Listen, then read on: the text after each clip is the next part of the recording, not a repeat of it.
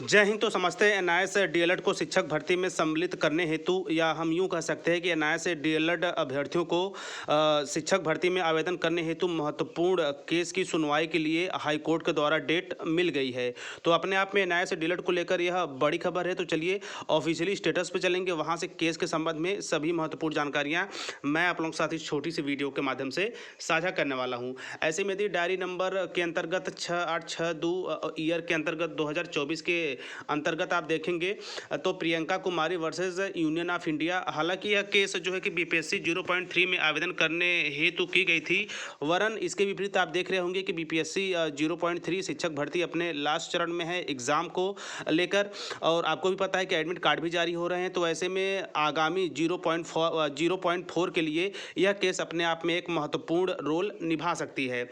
इसी क्रम में यदि देखा जाए तो यहाँ पे आप देख सकते हैं केस नंबर की बात की जाए तो यहाँ पे WPC नंबर 000161/2024 रजिस्टर्ड ऑन 6/3/2024 को यह रजिस्टर्ड हुई थी।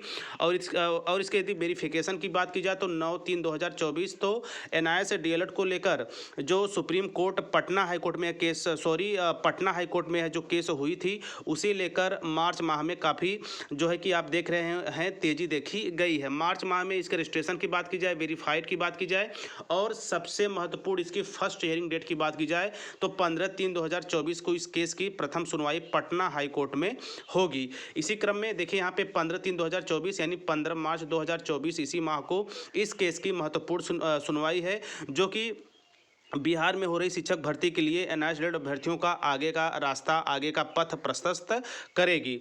तो बाकी यहाँ पे अन्य जो डिटेल है यहाँ पे आप देख सकते हैं, और यहाँ पे जो है कि likely to be listed on के अंतर्गत यह केस जो है कि मेंशन हो चुकी है महत्वपूर्ण सुनवाई के लिए। बाकी इसके रजिस्ट्रेशन के संबंध में, वेरीफाइड के संबंध में आप देख रहे होंगे कि इसी माह में चीज़ें काफ़ी देखने को मिली है। हालाँकि यह जो केस की दर्ज की गई थी वह 12/2/2024 को 3 जो है कि 48 मिनट शाम में कंप्लीट की गई थी। आगे आपने देखा होगा कि इसमें जो है कि स्लिप वगैरह लगाई गई, जिसका महत्वपूर्ण नतीजा है कि यह केस अपने प्रथम केस सुनवाई की लिस्टिंग के लिए जो कि पटना हाई कोर्ट से इसकी डेट जो है जो अपडेट हो चुकी है। इसी क्रम में आप देखेंगे 15/3/2024 को एक जो है कि निर्णायक स्थिति के साथ एनआईएस डीएलएड अभ्यर्थियों के केस की महत्वपूर्ण सुनवाई होगी।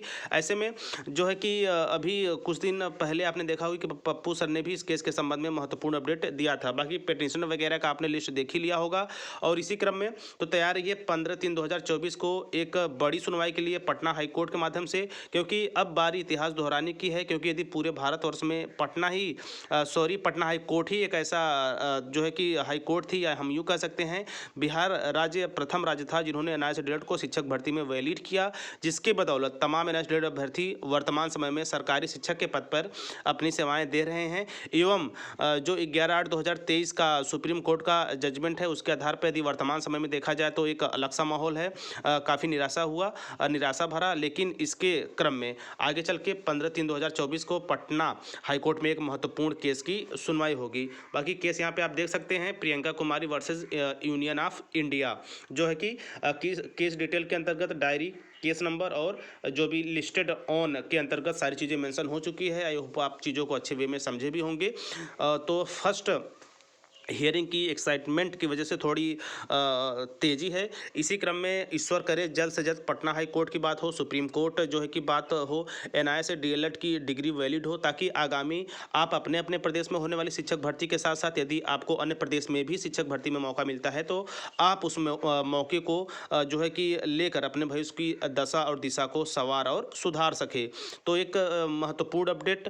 तो तैयार रहिए 15/3/2024 को इस महत्वपूर्ण केस सुनवाई को लेकर जैसे ही चीज़ें होंगी मैं आप लोगों तक समस्त जानकारियां ऑथेंटिक स्रोतों के माध्यम से साझा कर दूंगा। तो तैयार रहिए 15/3/2024 के लिए पटना हाई कोर्ट में एनआईएस डीएलएड की महत्वपूर्ण केस सुनवाई के लिए। तो मिलते हैं नेक्स्ट वीडियो नेक्स्ट इन्फॉर्मेशन के साथ। अब तक स्वस्थ व्यस्त और मस्त रहिए। जय हिंद, वंदे मातरम।